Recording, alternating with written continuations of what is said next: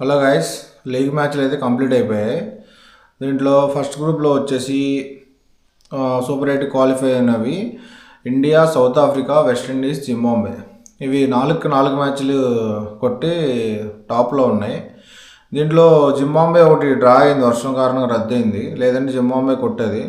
So ఇవన్నీ ఒక గ్రూప్లోకి వచ్చాయి. తర్వాత గ్రూప్ బిలో సెకండ్ గ్రూప్లో పాకిస్తాన్, న్యూజిలాండ్, శ్రీలంక, ఇంగ్లాండ్ ఇవన్నీ ఒక గ్రూప్లోకి వెళ్ళాయి అనమాట. ఇక నుంచి మ్యాచ్లు చాలా రసవత్తంగా జరుగుతాయి. ఎందుకంటే ఇప్పుడు దాకా వన్ సైడ్గా కొంచెం చెడు టీంలు కూడా బాగానే ఆడాయి. ఈ వరల్డ్ కప్ చాలా బాగుంది నన్ను అడిగితే. కానీ ఇక ఇప్పుడు జరిగేవి చాలా టఫ్గా ఉంటాయి, నువ్వా నేనా అన్నట్టుగా ఉంటాయి మ్యాచెస్. సో ఈ సూపర్ 8 నుంచి సూపర్ 4కి ఏమేమి క్వాలిఫై అవుతాయని నేను ప్రెడిక్ట్ చేసేది ఏంటంటే, India, south Africa first group నుంచి, కింద వచ్చేసేసి ఇంగ్లాండ్, న్యూజిలాండ్ వెళ్తాయి. నువ్వు పాకిస్తాన్, శ్రీలంక ఇంటికే. శ్రీలంక అంత హోమ్ పిచ్ అయినా సరే శ్రీలంక